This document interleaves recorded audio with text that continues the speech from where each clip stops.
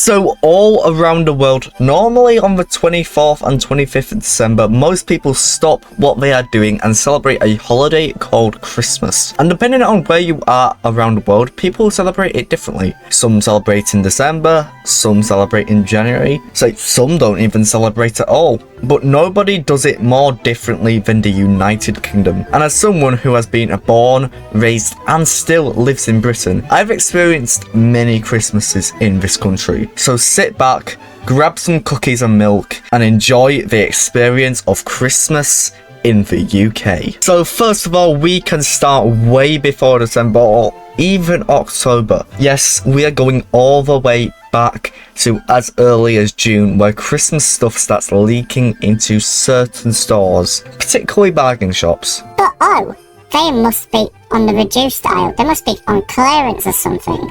Wrong. Full priced. And it's like that all the way up until Christmas. Or until they put their full Christmas displays out. Now, as I said, this only really applies for bargain stores. You know, like in the US, like your Dollar Generals and wherever you go to get cheap stuff. But this ties into a trend called Christmas is getting earlier. And low-key, this is actually real. Next thing you know, as soon as the year starts, as soon as New Year's ends, Christmas will start leaking into shops. It is literally just, it's unescapable. Now, as soon as it turns October, you know, spooky month, Halloween, all that sort of stuff. But yeah, as soon as Halloween finishes, Christmas stuff starts leaking like someone sneaking snacks into a cinema. This is where we start to see stuff such as seasonal foods, such as mince pies, shortbread, celebration boxes, advent calendars, you know, the whole 9 yards. Those sort of things start to move into the shop shelves. You start to see Christmas movies on TV and Christmas songs on radio. Like, Halloween hadn't even happened yet. It can't wait a little longer. But yeah, October is the first wave of Christmas, and it just gives you a sneak peek of what's about to happen. But for real, and you know what, I think fair enough, correctly timed, festive stuff, Christmas stuff, it literally comes as soon, and I mean as soon as Halloween ends. Like, literally every shop, every place, every house up and down the entire country has a timer that as soon as it hits 12 AM on November the 1st, is out with Ghostbusters and Pennywise and in with Santa and Grinch. And I mean, everywhere just starts to become more Christmassy. Even godforsaken Milton Keynes looks bearable. And if you haven't seen Milton Keynes, it looks like what a 4-year-old could build on Minecraft. So in other words, the building skills of me. Big props to whoever put those light ups, because you have just pulled off the impossible. But sticking with the point, you start to see Christmas stuff and decorations in shops literally everywhere, and you know Christmas has started. Now, of course, I'm talking about Christmas in the UK. I have to talk about British Christmas adverts. Now, you might be thinking, wait, you like adverts? You Brits like adverts? Why are you talking about adverts? And to that I say, well, it depends, because it's a well-known fact that Brits love their adverts. And especially at Christmas, brands need to nail their Christmas adverts, because it could make or break their entire festive campaign. Make a horrible Christmas advert, aka whatever the hell this Coca-Cola advert is, your brand is just instantly staked. Ain't nobody going to remember that, and ain't nobody going to talk about that the entire festive season. But make an absolute certified banger of an advert every single year, such as the Audi adverts, hashtag I love my boy Kevin the Carrot. Everyone remembers that advert for a long time, and that company will forever be known as the company that made a banger Christmas advert. And you may be thinking, well, what are you yapping about? Why are you talking about adverts? You're such a nerd. And yes, I did get a 9 in GCSE Media Studies. There's literally proof in the pudding. How do you think John Lewis is still in business? It's literally a fact. And if you don't know what John Lewis is, it's like Sears in America. But long story short, nobody misses a Christmas advert, because 9 out of 10, they are cinematic masterpieces. Except from Coca-Cola. You know, that AI soulless nonsense, just get out. Because we all know Pepsi is better. And again, I can't talk about a Christmas British time without referencing our amazingly bipolar weather. Black Rock and Salt Hill, both today and yesterday.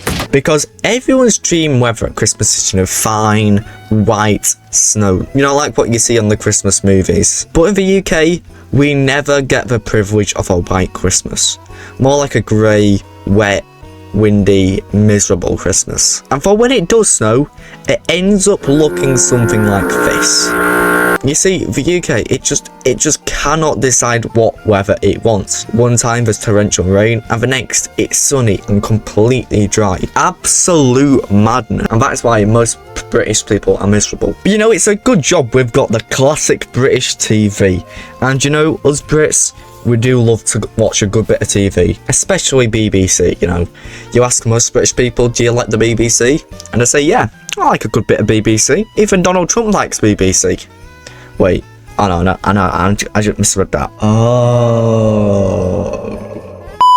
And normally in the UK, Christmas television is pretty good. You get a little bit of everything, you know. But sometimes the TV lineups sometimes they'll be supreme, and other times they'll be, let's just say, not as good. Like last year, for example, us Brits got the world premiere of Wallace and Gromit: Vengeance Most Foul, which, you know what, that did not disappoint. That was a peak 10 out of 10 movie. And, you know, all the classics. But this year, we have the Scarecrow's Wedding and the goddamn morning service in Bradford. I mean, of all the places to do morning service, Bradford. I mean, I'm not really religious. I don't really like the idea of religion personally, but to do it in Bradford, that's just insulting the religion. I mean, at least they're showing Bluey and Vengeance Must Fall again. This kind of reminds me of when Channel 5 played the Emoji Movie at the same time of the Queen's funeral. I mean, that is taking emoting on the Queen very, very seriously. And I think it's time to now get into the big day, Christmas. And honestly, it depends what your family traditions are and what you do. To some people, obviously, if they've got children, they'll open up Christmas presents with said children. Obviously, as I said before, people will sit down and watch the Christmas TV. And the Christmas meal, it really depends what you like. Now, some people say, you know, you should have turkey. Some people say you should have like pork or chicken or whatever. One thing that always has to be on the plate is gravy. You cannot have Christmas dinner without gravy. Honestly, if I saw a Christmas dinner without gravy, I would probably have a heart attack and die. Well, then again, it also depends on what your family tradition is. I mean, apparently in Japan, they eat KFC. You know what? I might have to move to Japan. You know, I love a good Christmas dinner, but KFC, I do love my good popcorn chickens. On a low-key serious note, I think Christmas dinners, it's just a very nice time, you know, sit down with your family, have a little bit of fun, you know, talk to relatives, you know, enjoy what you got, and yeah, just be grateful for the time you've got with your family. But of course, with every big event that you have, you've got the day after, aka Boxing Day. And in other words, it's the day you do nothing but eat leftovers from the Christmas meal, enjoy your presents, and watch the sports, unless you're an F1 fan.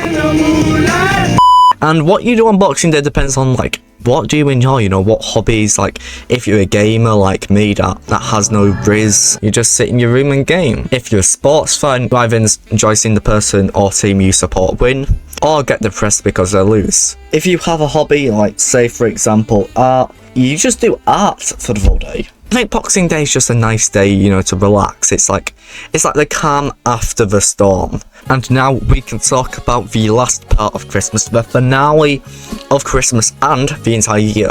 Of course, it's New Year's. Yeah, the one day where the world comes together to celebrate the Earth doing a full rotation. And I'll be honest, the day is, yeah, it's just kind of, don't really do anything until the evening when the sun's down and everyone's waiting for it to be 2026. And of course, with that, New Year's resolutions, which, let's be real, it's just a lot of people saying, I'm gonna do this, I'm gonna do that. And then it just ends up to master procrastinating. And you know what? I'll be honest, I am victim to that myself, but let's be real, who isn't? It's the hope that kills you. I mean, you try and do something, you fail, and then you quit. That's just the lifespan of a New Year's resolution. And you know what, to any people who have kept up their New Year's resolutions, big credit to you. Mine personally this year was to get back onto YouTube making videos, and I think I think that's gone well. But I think with that all being said, thank you for watching this video. If I did forget anything, please do let me know in the comments section below. And also, if you did enjoy this video, please do subscribe to the channel, as I am also on the road for 250 subscribers now. I'm gonna be real, it's very unachievable, but I've still got some hopium left in my system. So if you really did enjoy this video, please do consider subscribing. It really helps me out. But thank you for watching, and I will see you all tomorrow for the finale of Merrython. See you then.